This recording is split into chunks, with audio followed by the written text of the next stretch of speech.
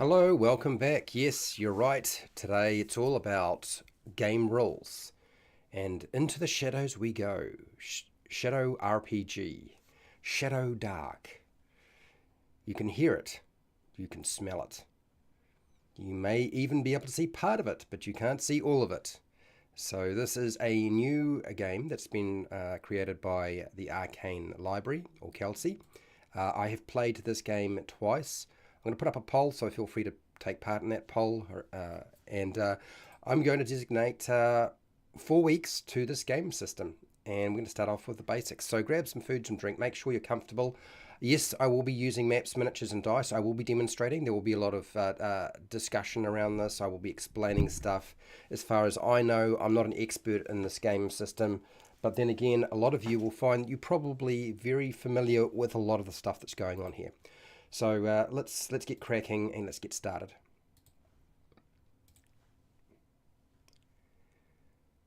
Hi, welcome to How to RPG. My name is Fred Wheeler, and today I want to talk about role-playing games. SHADOWDARK, the role-playing game. That's right, into the shadows we go.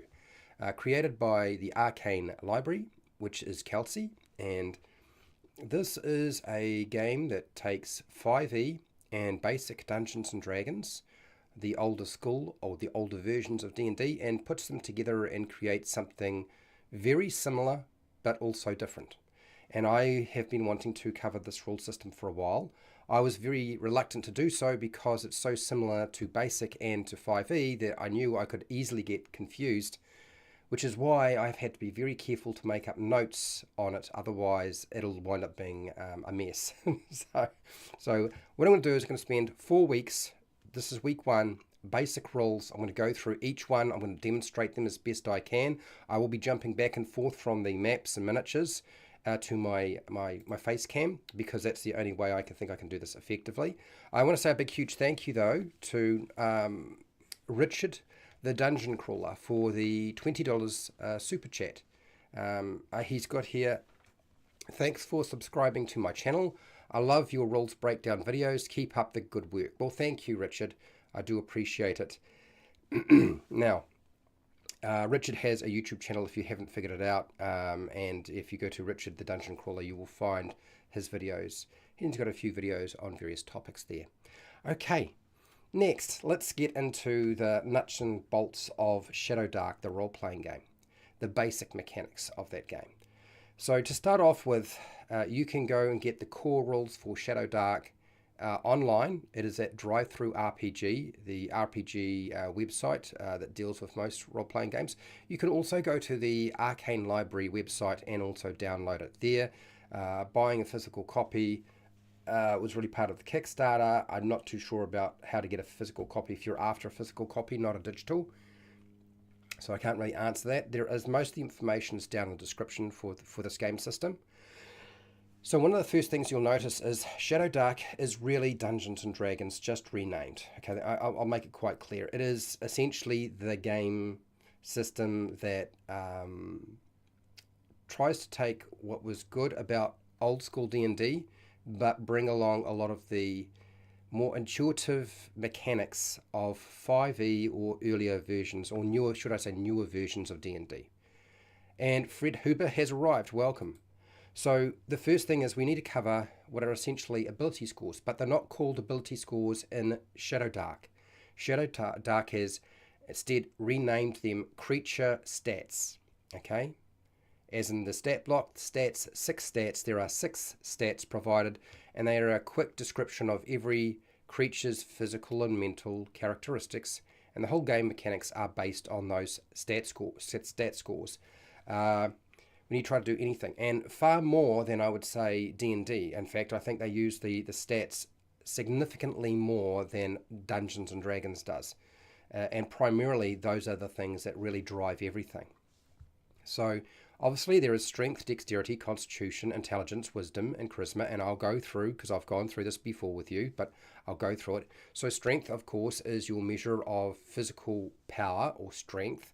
A character's ability, say, to crush a tomato in their hand, or fight with a sword, or bash open a door, or just swim. Those are the sorts of things that strength entail.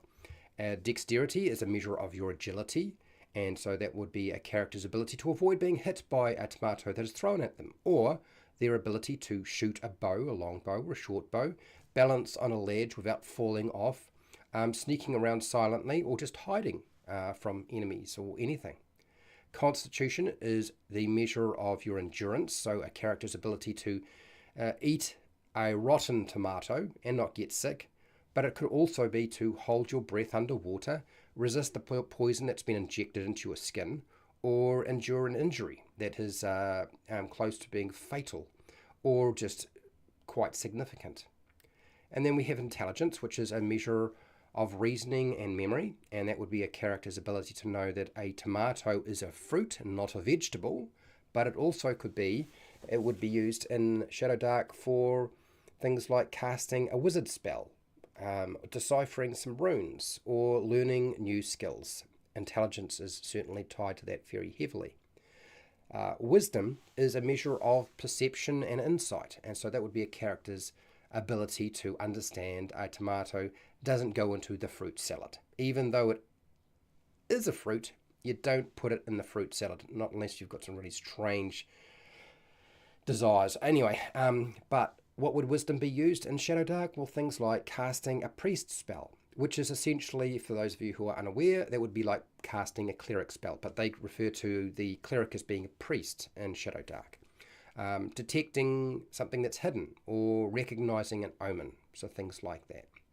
And then lastly, charisma, a measuring force of personality. So this can be anything from a character having the ability to sell a rotten tomato to a customer and not wind up with a lawsuit, essentially. So in SHADOWDARK, that would be something like convincing a creature to be friendly, or resisting some sort of mental control over their mind. Those are the sorts of things. Now, this is all very, very similar. These are all the ability scores from D&D, and they have simply been ported over to SHADOWDARK, the role-playing game, and they're referred to as creature stats or just stats. That's it. Okay. Now, from there, we have a number of different mechanics that you work with. Charisma is telling YouTube to stop with the ads and actually working. Yeah, that would be great too. I do sympathize. Hello, Dungeons and Chronics. How are you doing? So what I want to do is I want to go through each of these different mechanics that they have here. Some of them you'll be very familiar with. Some are actually quite new. Some have been renamed. But I thought it would be a sensible thing to start at the beginning. So let us switch over to my dice and miniatures. Also too, what I'm going to do is I'm going to jump back and forth, and I'm going to explain anything that might be a little bit out that you're kind of wondering about. So there will be a lot of jumping back and forth.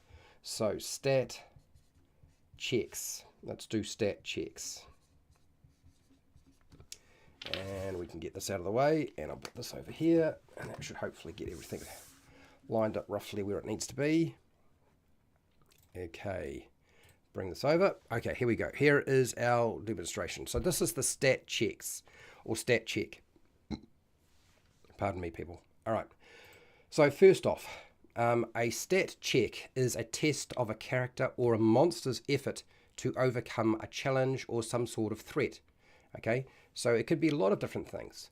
The character automatically succeeds at whatever they are trained to do. So if you have a character or a monster and they're actually trained in that area, you do not roll a dice. You do not roll a 20-sided dice to determine success or failure. You automatically succeed. And you only use checks when there is a time pressure and failure has dire consequences. Not that there is failure, but dire consequences. If they could fail and there's no dire consequences, you don't roll a stat check. There's no point in doing so. So stat checks allow an action to be taken that has a chance of a fairly significant negative consequence with failure. And you'll find that information on page 9 of the player's quick start rules if you're looking for it. There are, as I've just mentioned, 6 different stats. Okay, we have our strength, dexterity, intelligence, constitution, wisdom, and charisma that we can use. And stat checks are the result of adding your stat modifier. Okay, just as you would understand an ability modifier, a stat modifier is related to your creature stat. okay, and then you roll a 20-sided dice and add that result together. Okay, very, very simple. So stat checks are compared to a difficulty class or DC, a target number, and any stat check that is equal to or greater than the DC is a success, and if you get less than the DC, it is a failure. Typical difficulty classes or DCs would be 9 is easy, okay, 12 is normal, 15 is hard, and 18 is extreme. Now you might be looking at these numbers and thinking this doesn't seem like they should be higher. I'll come to that. These are the most important mechanics in the game. They fill in all the gaps. So you need to know how to do a stat check. So as I said, if we wanted to actually perform a task, so maybe the task that we're dealing with is we're going to have our bugbear jump across this lake of acid. And then falling in the acid would have dire consequences. You'll wind up with your legs disappearing. And it may be that they're doing a strength or strength check, in this case, a strength stat check. Maybe their strength or stat modifier for strength is a 2, and you roll your 20-sided dice. So we roll our 20-sided dice, and I get a 19. 2 and 19 is 21. And I would probably succeed because the hardest difficulty you could have is an 18. It's extremely difficult. So he makes a running jump and manages to leap across without falling into the acid. Success. Wonderful. You get equal to or greater than, you succeed. But if I had a 2 and instead I rolled a, let's say a 7, something like that, okay, that would only come to 9. And maybe the difficulty for jumping across here was actually supposed to be a hard 15. Well, that 9 is definitely less than 15, so I would fail, fall into the acid, and burn my feet off. So that's how a stat check works. Now, you're probably wondering, why have a lot of these rules been put in place the way they have, and why have they been stipulated the way that they have been? There's quite a few different reasons. One, it's because Kelsey is clearly experienced, understands what's going on with regard to a dice roll, and when a dice roll is important and when a dice roll is not important. And so I wanted to explain a little bit about the stat check before I move on to the next one. Leatherface, hello Leatherface, how are you doing? By the way, that was another ad between the startup and now, just 2 minutes between ads. I can assure you I have set it to 30 minutes and YouTube is just ignoring all of that. It's painful. It's really, really annoying. Okay, all right. So let me just go through each one of these things with you. So stat check just basically means ability check in SHADOWDARK, okay? And it's trying to do exactly the same thing that Dungeons and Dragons is trying to do. So you're trying to overcome a challenge or a threat of some kind. Now, the only thing that I think has not been specified in D&D, but is specified in SHADOWDARK, is that if a character is trained in something, they don't need to make a check. They just automatically succeed. There are, of course, the Game Master, Dungeon Master has the provisor to say, no, in this case, even though you're trained, you probably will have to make a check. But generally, for most things, they don't. The vast majority of things, you are trained, you know how to do it successfully most of the time. So you're not going to be rolling a lot of dice rolls. You know, if you make decisions, you're probably going to succeed. I do something similar myself in my games, but I think there's a lot of merit to saying if you're trained, you don't really need to roll dice for a lot of these things. Yeah, maybe if you're dealing with an extreme task or a hard task, but definitely, you know, something that's easy or just normal, why would you bother having somebody who's trained in that field actually make a dice roll? It's a very good point. And she's also stipulated, Kelsey's stipulated with the stat check, that there needs to be a time pressure. If you've got plenty of time and you could just take your time to actually complete the task successfully, then why make a check? And this has always come up in games. I'm sure you're a bit familiar with it. If you're not under pressure, why make them roll? Yeah. And in failure, she stipulates, has to have dire consequences. Again, that eliminates because usually in Dungeons and Dragons, they'll say there's a consequence for failure, but they don't say dire consequences. They don't say that we're really dealing with the most extreme aspects of the consequence. because just failing a little bit is not as good, as important as failing a lot. Do you know what I mean? So again, very sensible things to put in place into a game system, which is why I think it makes the stat check for SHADOWDARK so robust. Next, there is a little bit here on like how do you go about making a check. You'll notice that there's no like training bonus that you add. There's no proficiency bonus like 5e.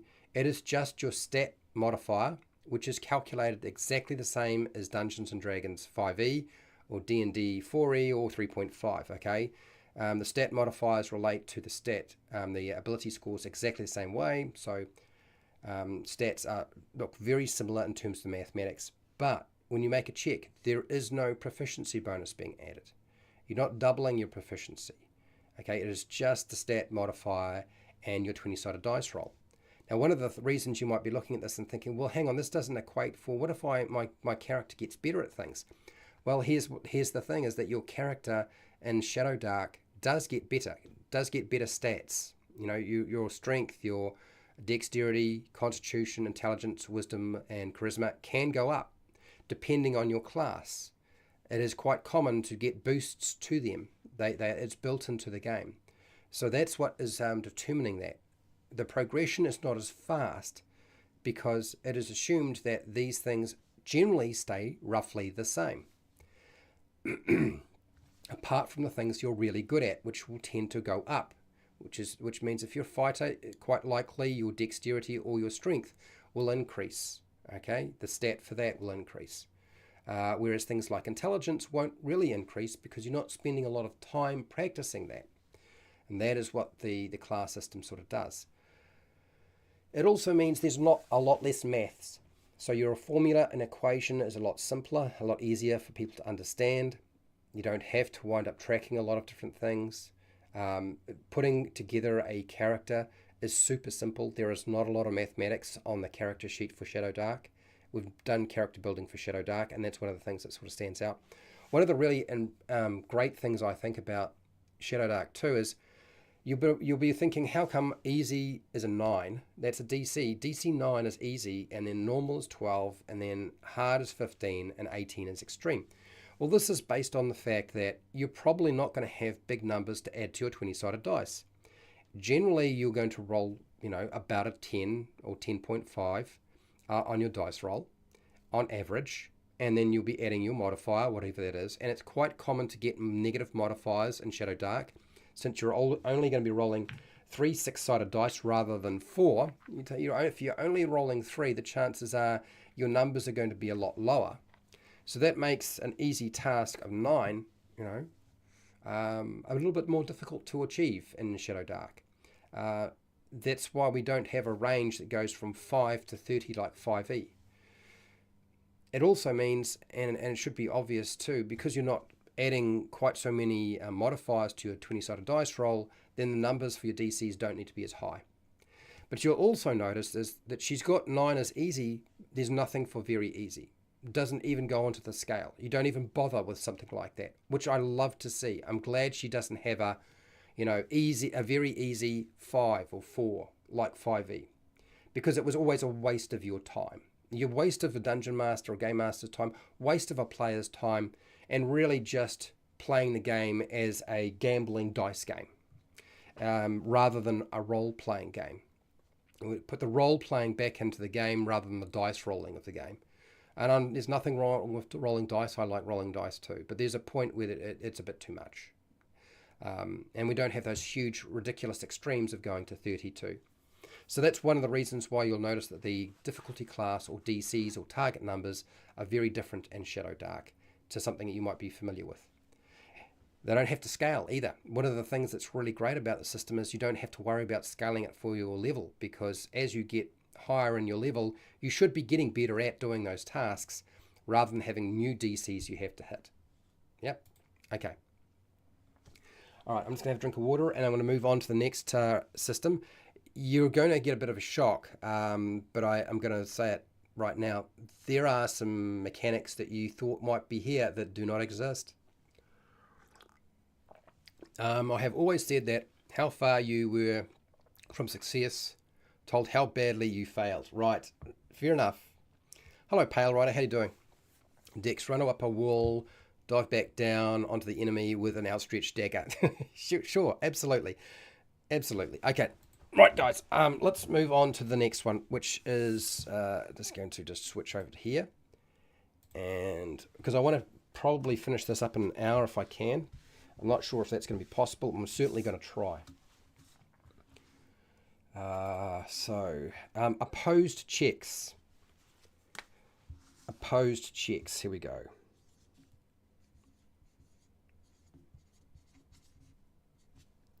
And that's this one. Oh, I should probably make it clear right now for those of you who are wondering, I'm sure you are, saving throws. Are there saving throws in this game? No. SHADOWDARK does not have a saving throw. The mechanic is based around the stat check. It does pretty much all of the work. Okay? There are attack rolls, there are stat checks, there are no saving throws whatsoever that I can see. And I have no problem with that because mechanically it would be exactly the same as the stat check because there's no other dice, there's no other number you'll be adding to it. So when you roll for something like what would be, I guess, considered a saving throw, you would only ever be rolling a 20-sided dice and adding one number to it. And what number would you be adding to that? It's going to be the same number as your stat check. You know, you fall on the acid, and your stat check for your constitution might be a stat modifier might be a 2. Well, it's the same as a stat check. Saving throw would be the same as a stat check. So there's no point having a saving throw. So essentially, SHADOWDARK doesn't have saving throws. Okay? All right. Cool. Right, let's do the opposed checks. Now, you'll be probably familiar with these from 5e. An opposed check is very similar mechanically to the contest from 5e. But this is how it works. If multiple creatures are working against each other on a conflicting task, an opposed check decides who succeeds, okay, and who is going to fail. To make an opposed check, each participant rolls one relevant stat check at the same time, even if it's not their turn. Okay, the highest stat check result wins. If there is a stat check tie, re-roll everybody's result. Very simple. So if we had our barbarian trying to wrestle or grapple the bugbear, they would make a stat check. So our fighter would grab a 20-sided dice and roll their dice and add whatever their modifier is. Okay. And our bugbear would roll their 20-sided dice and add their modifier, whatever that might be. And whoever has the highest number is going to win. So if our bugbear rolls say a 16 and has a 2, that would be 18. And if the fighter has a 14 and adds a 2 for their stat modifier, okay, probably going to be strength. That's probably what you're going to use. That'd be a 16. Well, unfortunately, the bugbear got higher, so they would win that opposed check. And of course, if we get a tie completely, okay, well, it's unheard of. It's unheard of. We might actually have to re-roll the dice. So if they both get exactly the same result, both roll 16s, both have a stat modifier of 2, then unfortunately it's time to re-roll that result and try again until somebody does actually succeed. Very, very simple. So I think one of the worst aspects of the opposed check or the contest in 5e has always been that it's not the same system as the DC check or the ability check or the stat check in SHADOWDARK. This is one of the biggest hassles because it's not equal to or greater than. You have to be greater than. You can't get the same number. You have to get greater than to actually win, to actually succeed over somebody else with an opposed check or a contest. SHADOWDARK uses the opposed check. And when you get a draw with these types of mechanics, then nothing happens. Like they just sort of stand there, and you're waiting for them to try it again to see what happens. Well, ShadowDark has made it really, really simple. Okay, uh, it doesn't state that you have to use strength versus dexterity. It doesn't state any of that. Just a posed check. The game master, dungeon master, is going to decide what stat check you can use with the task that you're trying to perform, whatever that competitive task you're trying to perform is. That's it, nothing else. And I think that's fine. And it's not a complicated rule. It's easy to follow. I can still see some people getting confused because I've always found that whether you call it a contest, whether you call it an opposed check, it always gets confused with the DC check. Is my chat feed behind a lot? Well, I hope it isn't. I'm not checking my chat that much. I can assure you. I'm just trying to get through it right now. Anyway, so that's the opposed check. Next is casting a spell. Now, the thing with casting a spell, and before I sort of go into the nuts and bolts of casting a spell in ShadowDark, I want to make it clear that ShadowDark does not use Vancian magic. For those of you who are familiar with Vancian magic from Dungeons and Dragons, it's clear to me that Kelsey did not want to use Vancian magic. She wanted to use a different spell casting system. It has consequences for casting spells, and it gets complicated. I'm not going to cover all of that because I have 4 weeks to cover all the rules. What I'm going to do is I'm going to simply explain how you perform a spell casting check, because every spell you cast, whether you are a priest or a wizard, requires you to actually perform a spell casting check. Otherwise, your spell does not work. So let's demonstrate that process right now. And I think what I would do is I would just flip this back over here. Spell casting checks. All right. Depending on the type of spell that you're going to cast, it works like this. To cast a wizard spell that you know, you need to make a spell casting check. To do so, you're going to roll a 20-sided dice. So your wizard right here wants to cast a spell. Maybe it's to launch a missile at them, like magic missile. Okay, they're going to roll a 20-sided dice, and they're going to add their intelligence modifier, or in this case, their stat modifier. And in this case, it's the intelligence one. It's the only one you can use because you are a wizard. So in this case, let's say our wizard has a 1 for their intelligence modifier. Very possible in ShadowDark. And you simply roll your 20-sided dice to see if your magic missile work. I got a 15. Now add my 1, I get 16. So how do I know if I succeed? Well, it's very simple. The DC class or difficulty class, okay, is a 10 plus the spell tier's level. So a magic missile has a spell tier level of 1. So that would be 10 plus 1 is 11. So as long as I get 11 or more, I would succeed. I need to get equal to or greater than. If I fail, bad things happen. Okay, if you succeed, the spell casting check, the spell takes effect. So one of the first things you'll notice when you're using your wizard and you're casting a spell is you're not rolling a saving throw. There's no saving throws involved in spells whatsoever. There is no attack rolls for a spell if you're a wizard. It is just a spell casting check. That's it. If you fail your check, which is entirely possible, so if I rolled a 7 and added my 7 to 1, well, unfortunately, I can't use that spell. Okay, if you fail your spell casting check, the spell doesn't take effect, and you can't cast that spell again until you complete a rest. Not a short rest or a long rest, just a rest. That's it. That's how it works. That's for the wizard. Works a little bit different if you're casting a spell for a priest. So let's say that our priest wants to cast a spell, and maybe I'm just gonna try to come up with something off the top of my head that I can remember. Say maybe you're trying to curse one of the goblins, and you're going to cast a spell to do that. Well, it's a 20-sided dice roll for your spell casting check, okay, and your wisdom modifier, okay, your stat modifier, that's your wisdom. Let's say our priest has a 2 for their wisdom modifier. We're going to roll our 20-sided dice. I got a 13. I add my 13 to the 2, comes to 15. What's the DC or difficulty class for casting the curse spell? Let's say, I'm not just making this up because I can't remember any of the priest spells.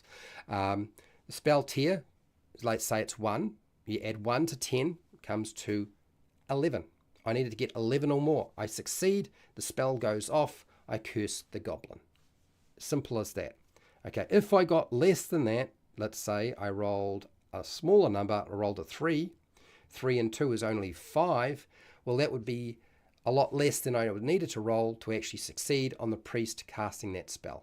And then, of course, we fall back into you fail the spell casting check, doesn't take effect, and you lose the access to that spell, but you can't get it back until you've completed a rest. There are some other conditions to this because priests and wizards can have much worse things happen to them than just not having access to that spell. And the wizard ones are probably the most entertaining. Okay, so let's just jump back over here. So I don't want to go over all of the rules for spell casting. One of the reasons why, now a tie is fine. To tie is success for a spell casting check. Okay, I'm lagging too much. Are you lagging a lot? I don't know why. It's got to be YouTube. It can't be me. I know I've got everything working pretty well at my end, and I'm sure that yes. Yeah, I'm looking now, and my computer is barely grunting. It's not even farting slightly. So it's got to be YouTube that's having the problem right now rather than me. And it's YouTube. What does it say? Excellent connection. So yeah, it can't be me. Sorry about the lag, guys, but I can't do anything at my end.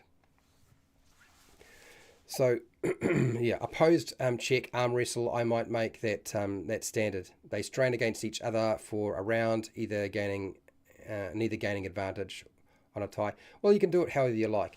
Okay, so spell casting checks. This is very, very different to what people are probably used to with regard to Dungeons and Dragons. SHADOWDARK does spell casting so different compared to everything else I've seen so far. One of the first things you start to realize is that you can cast your first tier spell over and over again infinitely, provided you don't fail the check. It also means that you need to make sure you have backup spells so that if you lose the spell that you would like to use the most, and as the wizard it tends to be magic missile, that you can use something else later on. So you've got to be very, very careful about how you select things, because you might get one use of it and then fail it the next time. You may need to not even get to use it once. If you try to cast a spell like magic missile and it's a first tier spell and you fail the first time round, you never ever get to use that spell. Now the chances are that probably won't be the case, because hopefully your intelligence is going to be the best stat, but because you roll down the line in SHADOWDARK for your stat scores or your ability scores, if you want to call it that, it means that you may even have a 0 or a negative modifier to your intelligence. That's kind of rough. It's not unless your game master or dungeon master allows you to move it around. So it is entirely possible to have no spells even though you select them. If you fail all of your spell casting checks, you never got a spell off. Or you could wind up with access to, before you take a rest, to 4 or 5 magic missiles before you fail a save. That's a very different dynamic to a game. It's got a very swingy aspect to it. But also too, there are some fun things that happen to the wizard when they fail their checks, which I don't really want to go over today.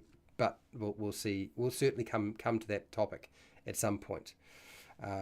There is a wizard mishap table Okay, and then if you're a priest and you fail a check, there's a whole lot of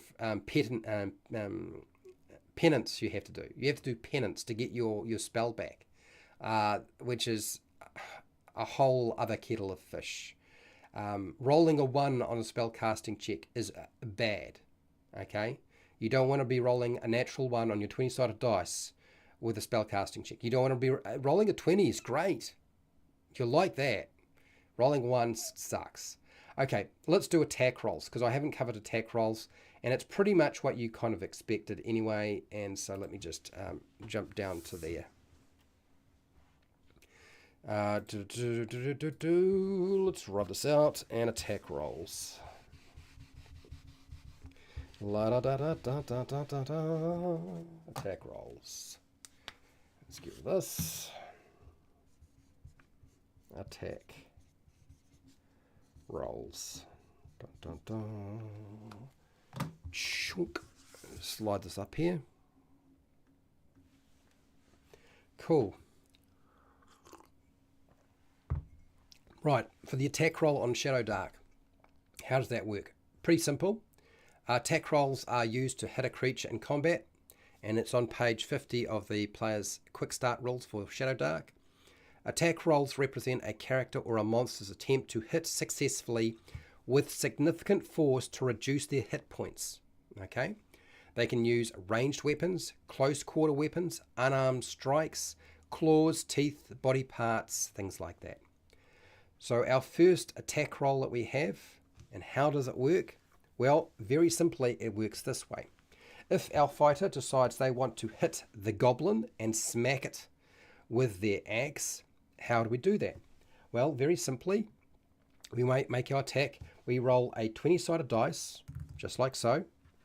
Then we add our strength modifier, which is in this case a 2, let's say. And if we have a talent modifier, which we may have or may not, we add our talent modifier. So 1, 2 is 3, add the 12, comes to 15. And then we compare that. Okay? The attack roll is compared to the target's or creature's armor class or AC, and any attack roll that is equal to or greater than the target's armor class is a hit, and if you get less than the armor class, it's a miss. Okay? And then once you hit your target, you roll the appropriate damage dice for that attack and apply any special effects if there are any special effects that are involved. So that's making a melee attack. So that seems very similar. If you've been playing something like Dungeons and Dragons 5e, 4e or 3e, you'll see that, and the only thing that seems different is the talent bonus. Okay, that's probably the only thing you've noticed that's different. Okay, so what if we want to do something a little different? What if we want to actually shoot somebody? Well, if I have a person who has a bow and we make a ranged attack. So ranged attacks are using a ranged weapon, just like melee weapons use a close quarter weapon, using melee weapons. A ranged attack is using a ranged weapon. Ranged attack roll is done same sort of way. You roll a 20-sided dice, so I got a 5, and I add my dex modifier. In this case, let's say our dex modifier for the ranger here, or the guy with the bow, is a 1. And then if I have a talent bonus, I may or may not have one, but if I do have a talent bonus, I can add my talent bonus as well. Okay, so 1 and 1 is 2, add to the 5, comes to a grand total of 7. And that has to be, again, equal to or greater than the targeted goblin's armor class. If you get less than, you do not hit them, okay, because you're not hitting the armor class. Equal to or greater than is a hit, less than is a miss. Very simple. Then you roll your appropriate damage dice for that attack, and apply any special abilities or special effects. Very, very simple. So it's very similar to what you've probably already been playing. And if you've been playing Back Me or you've been playing 5e, you'll see this and recognize it almost immediately. So one of the first things you'll discover when you're playing something like SHADOWDARK is the idea of adding your, for ranged attack, adding your dex modifier to a 20-sided dice roll is so easy to understand. You can transition over to this very, very quickly and very easily. It's not hard to do. Something like making a melee attack and you're adding your strength modifier to a 20-sided dice roll, again, very easy to understand. The talent bonus doesn't always come into play. You don't always have a talent bonus. It is something that you get randomly as your character progresses. So there's no guarantee that you'll have a talent bonus. You could start off at level 1 and not have a talent bonus if you use a bow, or if you use a melee weapon like an axe. There's no guarantee of having that talent bonus. In fact, you could go a number of levels and never have a talent bonus at all. It is just another bonus that you get that is determined when you level up. But it's not built into the mechanics. So getting a talent bonus, having any kind of talent bonus, whether it's a 1 or a 2, okay, is a big deal. Makes a huge difference because you're dealing with smaller numbers now. You've got your 20-sided dice roll, and whatever number you have is very, very small. Thank you, Fred. Nice to know. 35 minutes in. Okay. I like this system. It feels like Me Basic Dungeons & Dragons. One of the other things that I really like about it is the talent bonus is still there. So there is a chance to be better than normal. But also, too, it means that when you get the opportunity to boost one of your stats or your ability scores, you're going to be putting it where you want it to be, which you always did. But there's no guarantee you get that as well. So that means that at low level, it's quite common to miss your target a lot. It also means that armor classes in something like SHADOWDARK are a lot lower. You'll find that your armor class as a character is going to be generally a lot lower. You'll find that the armor class for monsters is going to be generally a lot lower. You don't have to worry about them. It's almost like it actually works better if you have bound accuracy, which essentially SHADOWDARK is trying to do. It has bound accuracy built into it. The bound accuracy works better because there aren't so many numbers that can be added in. They don't come up that often. And the number adjustments are so small. Like you don't see a +2. There's no way you're going to be seeing +2s jumping around with attacks. You know, you might get a +1 and it might be a bit sporadic and you're only going from level 1 to 10, so it's not going to happen that often.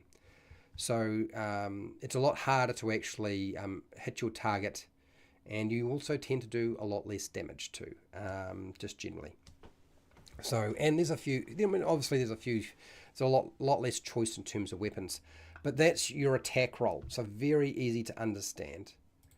Okay. Now I've done that one. Oh, hang on. I did that one. I did this one. And then what have I got here? Oh, I've got 2 incidences of the same thing. Okay. Next. A lot of you will be familiar with this mechanic. You've probably been using it a lot already if you've been playing modern D&D. And that is advantage and disadvantage. And this system has advantage and disadvantage built into the game. So let me just do this. Advantage.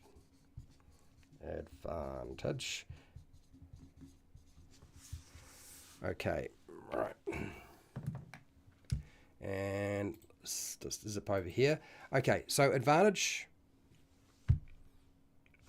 Interesting thing about advantage here is it doesn't have a lot of information on how advantage works. It just stipulates that with SHADOWDARK, advantage works a particular way, and you don't have a lot of sort of incidences of this can change that, and there's not a lot of confusing situations that can crop up because there's not a lot of special abilities that counter the general rule. This is one of the things I like about the system is there are not lots of exceptions to the rule. She's tried to avoid doing that. Kelsey's really done a really good job of that. So if we want to if we have advantage on a dice mechanic, that's when you roll 2 20-sided dice and you use the higher of the 2 rolls if you have advantage on your stat check or your attack roll. So it applies to stat checks and attack rolls. Those are the only types of checks there are. So if I have advantage on my attack roll against this bugbear, then I would roll 2 of these, take the highest result. I got a 3 and a 10. So get rid of the 3, keep the 10, and if I'm adding my strength modifier, which would probably be about a 2, I would get 12. 2 and 10 is 12. That's how advantage works. And the same thing applies to a stat check with advantage. Now, if you're dealing with something like disadvantage, let's grab this, and disadvantage.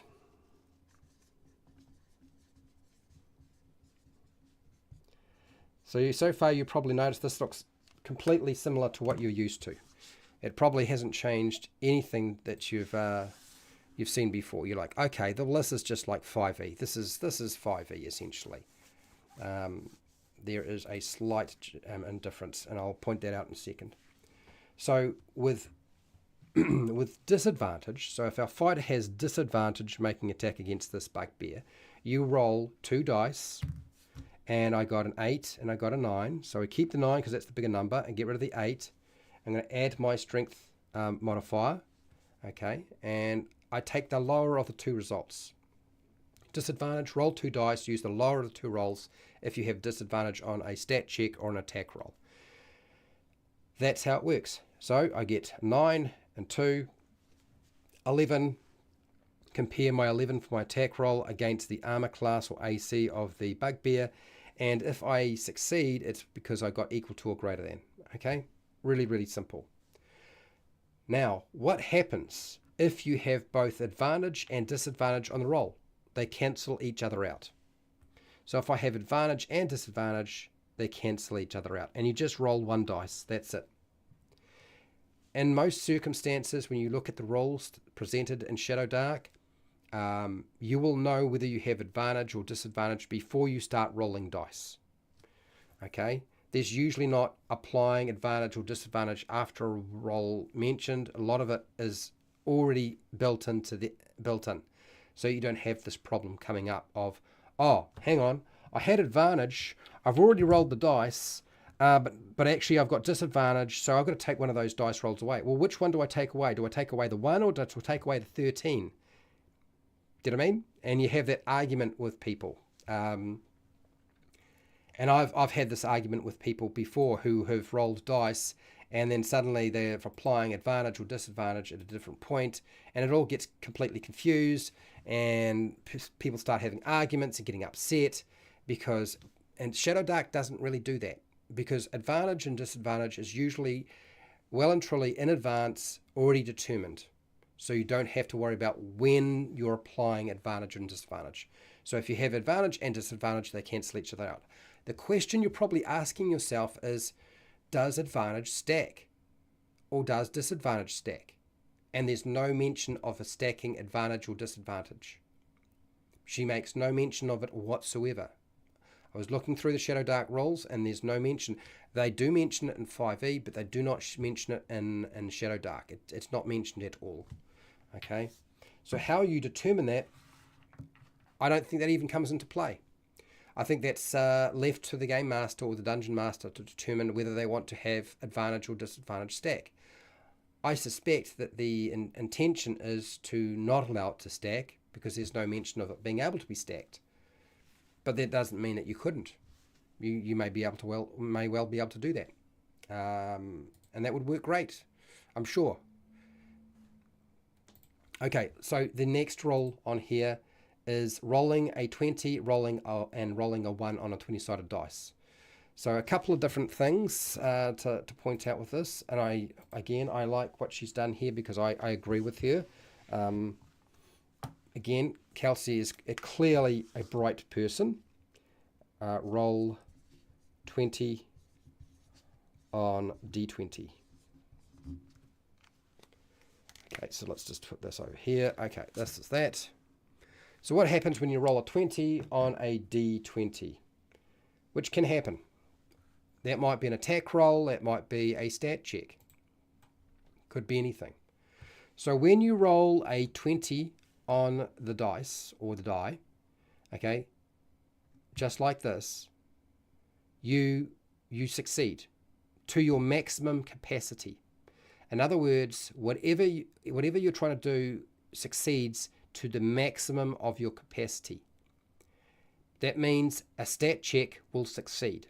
Doesn't matter what else you're adding, it doesn't matter what the modifiers are that you're adding to that dice roll, you succeed. And it makes sense because the highest number you can get in Shadow Dark is an 18. And that's a 20 plus whatever you get your modifier. If you have negative modifiers, it would make no difference. You still succeed on a stat checks. So 20 is always a success. It also means that with an attack roll, you automatically hit, and it's a critical hit. So you don't have to worry about what modifier you add to that 20-sided dice, and it's also a critical hit. This is slightly different to what you're probably used to. This is probably slightly different to what you're used to. So let's go over what happens when you roll a 1. Let's do that one. Okay, here's the 1. And let's go over here and do this. Rolling a 1 on a 20-sided dice. So when you roll a natural 1 like this, there's a 1 on the 20-sided dice. When you roll that 1 and it shows up, you fail to the maximum of your capacity. It is complete failure. Doesn't matter what modifiers you add to that dice roll, it's a failure. So your stat checks will fail. It means an attack roll automatically misses. And it might even hit an ally. It might even hit an ally. So it does play out a little bit like a fumble for those of you who are familiar with the fumble rules. But there are no rules stating that you have to use fumble rules or a fumble table or anything like that. It's really left to the player and the game master or dungeon master to determine what that looks like. But you definitely do not hit your target if you roll a 1. If you make an attack roll, and a stat check will always fail, okay? And probably in a spectacular way. And it's completely left up to people playing the game to figure out how that's going to look. So I wanted to talk about this a little bit because I've talked about rolling 1s and rolling 20s before. And I've always found people struggle to understand why you should run the game that way. And I will do it again for the umpteenth time, and I am perfectly aware that there will be a lot of people who still will not understand that when you roll a 20-sided dice and you roll a 20 and you cannot succeed on a 20, that is a failure by you as a game master in determining that it was a good idea to roll a dice. If you've decided they're not going to be able to succeed and getting them to roll a dice and getting a 20 on a 20-sided dice, which is the best result you can get, and they add their modifiers and that still doesn't succeed, there's something wrong with what you're doing with the way you roll dice in your game. Okay? The whole point of rolling dice in the first place is there's a chance of success, but there's also a chance of failure. And I would compare this. This is why I like what SHADOWDARK's doing here. The fact that they make both stat checks and attack rolls automatic success on a 20-sided dice is the sort of thing that should have been allowed to go into the new version of D&D. And it became very unpopular, frankly, because people don't know what the hell they're doing. I'm going to make it clear. I'm not going to be very, very popular about this, but I would like to describe a scene to you about what happens when you roll a 20-sided dice and you don't succeed. So I say, okay, I would like to make a stealth check. I want to sneak past the guards. I'm going to use the terrain and the cover around them to get past them and watch their movements and so forth. Can I do that? And the game master says, sure you can. Please roll a stealth check or a dexterity check if we're playing SHADOWDARK. And you say, okay, great, cool. I roll my dice and I get a 20, but I have a -3 penalty. I'm not very good at being stealthy. Maybe I've even got a -2. But let's say it's a -3. It's really bad. So that means my 20 would go down to a 17. And you say, no. It's an extremely difficult task. It's an 18. You fail. You probably already knew what their modifier is. What the hell are you thinking in insisting that they roll a dice? If you're going to make them roll the dice, it's like, oh, guess what? You rolled a 20, but your modifier is this, and it comes out of that. Well, ha ha ha ha ha ha. Weren't you a fool for actually listening to me and rolling the dice in the first place? I'm serious, man. I've had to go over this with people before. This is a failure on your part to understand how dice mechanics are supposed to work. If you're going to ask them to roll it and they can never succeed on the dice roll, then don't ask them to make the dice roll. I'm so glad that SHADOWDARK has got rid of that nonsense. Okay, Kelsey's a bright lady, and this is where the game is going, whether you like it or not. It doesn't have to be at your table. You can run the table however you like, because if you're the game master, dungeon master, the table is yours, right? And as long as you've got players willing to play in your game, that's how it's going to work. But this makes sense. This makes so much sense, and I don't understand why people cannot see past some of the silly arguments that I've seen presented. So brilliant. Well done, Kelsey. Love the idea. You'll always succeed on a 20-sided dice. I agree with not having all roll, having a roll if success impossible or failure if impossible. Yeah. If they can't possibly succeed, do not ask them to roll the dice. Don't ask them. If they are getting to roll the dice, then whatever. If they get the big number, they should be succeeding. It's as simple as that. Okay, now with failure. Here's number one. If you roll a 1 on a 20-sided dice, it's always a failure. That's for a stat check or an attack roll in SHADOWDARK. Again, it makes perfect sense. It doesn't matter how good you are. If you are really good, you remember how stat checks, in SHADOWDARK, you only make them if there's dire consequences. So if it's a very easy task and you're trained, you wouldn't ask them to roll the dice in the first place. So they're never going to get a chance to roll a 1 anyway and fail it if they're trained in that task. This is one of those things where if the person is actually skilled in something, okay, don't ask them to make it. And this is how SHADOWDARK works, which is great. But if there is, even though they are trained, and this is extremely difficult to perform, let's say it's an 18 DC, difficulty class is 18, and they have a modifier for that is just a +1. Okay? And a +1 in SHADOWDARK is actually a pretty good modifier. Heck, even if they had a +2. Your numbers are not going to be that high. You'd be lucky if you can get up to a 4 or 5 with your stat check for being stealthy and sneaking past something. But you roll a 1, oh, you fail, and you fail big time. Because if you can't fail badly by rolling a 1, because there's no other digit on there that's lower than a 1 on a 20-sided dice. Okay, so for those people who are really skilled, they shouldn't be rolling the dice in the first place if they're always going to succeed because they're really skilled at it. Don't ask them to roll the dice.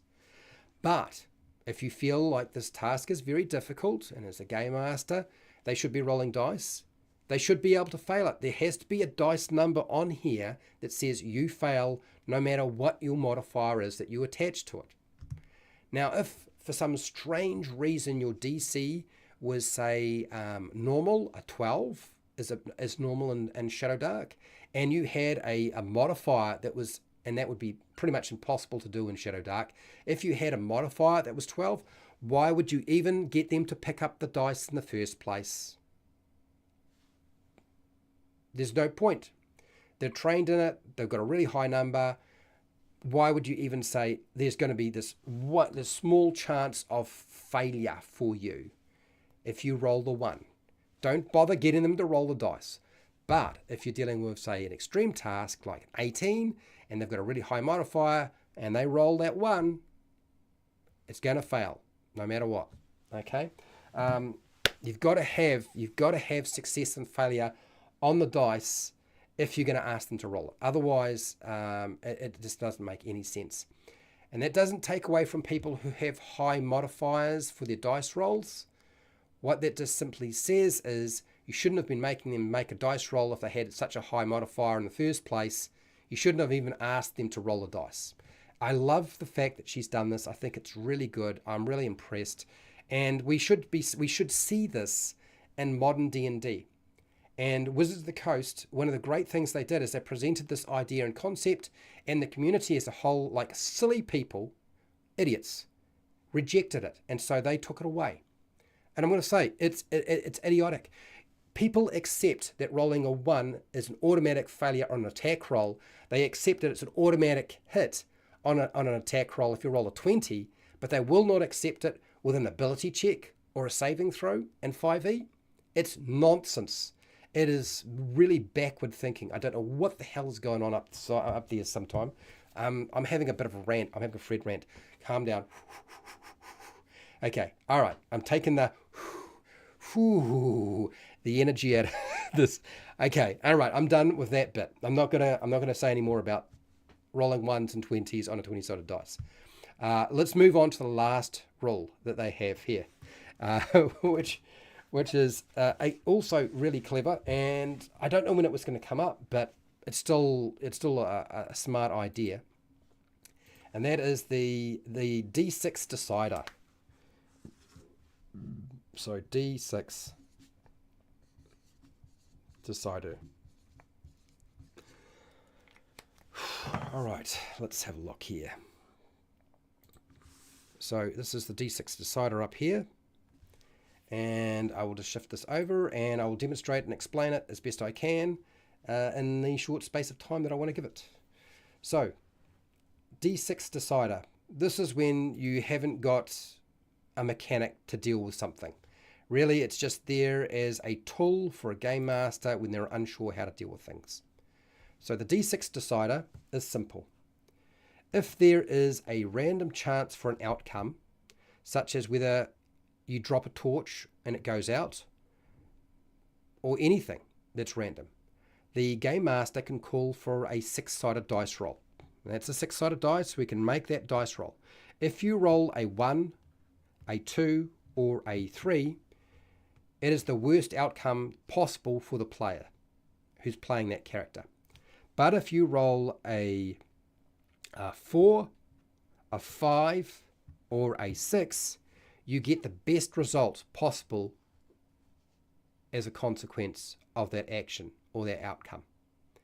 That's it. That's how it works. This is supposed to be applied when you see fit. It is not a player tool. It is a game master tool. It is really there to fill in anything else that wasn't going to be able to be determined by the stat check or an attack roll. And I think it's quite clever. We would have normally done this. When I can't count the number of times when something has happened, and you're like, well, how are we supposed to adjudicate this? How are we supposed to deal with this? And I've said, well, I'm just going to pick up a 6-sided dice, and if you get 1 to 3, this is what's going to happen. A is going to happen. But if you roll 4, 5, 6, then B is going to happen. The D6 decider is a tool that game masters, not necessarily beginner game masters, but I would say intermediate and experienced game masters, has probably used for years. And all she's done is poured it over and make it a thing and spelled it out in SHADOWDARK. And that's really clever. Hello, Shiner81. So she's not invented anything particularly new. I can't count the number of other game masters or tables I've seen this used, not just by me, but by other people. It's intuitive, it's super simple, and it's certainly very random. It just goes 50-50 either way. Do you know what I mean? So that's how most of the basic core rules for SHADOWDARK are supposed to work. And again, if you're ever unsure what to do with game mechanics, even in SHADOWDARK, is you just have the character roll a 20-sided dice and add that result to one of their stat modifiers, whichever thing relates to the action that creature, monster, or character is trying to perform. And if you don't find that that's going to work, then you're going to use your D6 decider to determine the outcome of something. Very, very simple. Smart rule system. Really, really smart. Super simple. Still has nuance to it.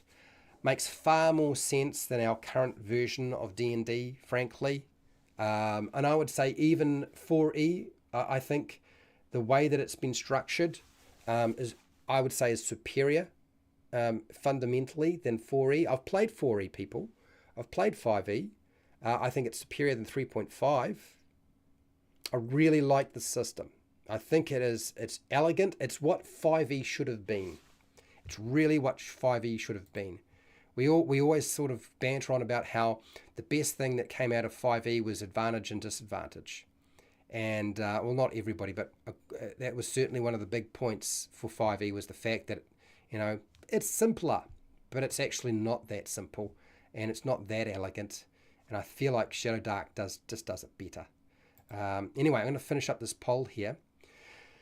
So what does that mean for the future in terms of next week? Well, you've got 3 weeks of SHADOWDARK, people, where I will cover the rules for SHADOWDARK.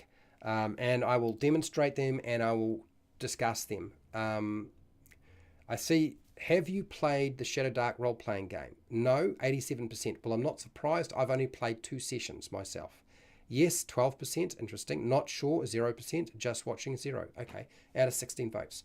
So next week, I'm going to cover the basic combat stuff. That's things like initiative, rolling an attack roll, but also doing the damage roll stuff, and some of the nuts and bolts around combat, okay? Because it is a little bit different to what you're used to, but it's still really easy to adjudicate, really easy to understand. It's not difficult at all, okay? After that, next week, when I do basic combat, we'll be going into complex combat, because even SHADOWDARK has some complex combat mechanics tied to it. And I think we'll put things like cover will probably come into that discussion. So I'll talk about how cover and other things like that work. And then the last one at the very end will be magic. And so I think with magic, I'm going to go through and explain in much more detail than I did today how a spellcasting check works, the consequences of failure, and how some of the spells might operate at your table, so I can do some demonstrations of some of those spells. I've only cast a few spells as a wizard, and I don't think I did any as a cleric, so I think it was just a wizard that I was playing. But I want to go through some of the spells and sort of demonstrate and explain what's going on here. It's a really, really smart system. Magic, it makes magic feel like something I can do starting out. Like SHADOWDARK, playing a magic user, like a wizard or even a priest, is actually doable. You can actually pull it off as a completely new player. I've always said that playing a wizard or a spellcaster of any kind when you're a completely new player, unless you're really bright, read all the rules and you know exactly what you're doing, you're probably screwed. It's going to be absolutely brutal. But in SHADOWDARK, you can play a spellcaster and it's not a drag. It really is so easy to pick up. Much, much easier. So I'm very impressed. So I want to say a huge thank you to everybody. I want to say a big thank you to all of my patrons who support me on Patreon. I really do appreciate you supporting me every week so that I can keep, or every month, should I say, so I can keep running these programs. I want to go through SHADOWDARK for the next 3 more weeks. And then after that, I'm starting to think maybe Morkbork, or Merkborky. I don't know. I'm still thinking about that. And then we'll be going into the new year, and then I'll probably start looking at some of the stuff I've done in the past. And yes, we'll go back to Back Me D&D next year, and I'll go back to 5e, and I'll go back to Star Wars Saga and Hero Quest and things like that. And yes, you'll probably will see Pathfinder, and you'll probably will see Dungeons and Dragons 4e at some point as well, because I have covered 4e in the past as well, and we'll certainly return to those topics and probably add in a few new game systems along the way. I want to say thank you to everybody who took part in the poll today, everybody who's been listening, everybody who's been commenting and having to put up with YouTube's crazy ad system right now. I have no control. All I do with ads now is I get to turn it on or off. That's it. Turning on all ads or turning off all ads. That's your choice nowadays. It wouldn't matter what I did anyway. They would turn them on, whether I turn them off. It wouldn't change a damn thing. Anyway, thank you to Fred Huber for being here. Dungeons and Chronics, Leatherface, Pale Rider. Really do appreciate you being here. And Shiner81. And also a big, huge thank you to Richard, the Dungeon Crawler, for the super chat. at the very beginning of the live stream, which isn't really obvious because he dropped it in just before I even started the live stream. So thank you very much. I do appreciate it, and makes a big difference for sure. So look, wherever you are in the world, whether it be the morning, the afternoon, the night, or the wee early morning, please look after yourself, your family, and your friends. Be nice to your neighbours. And hey, till next time, keep rolling those 20s.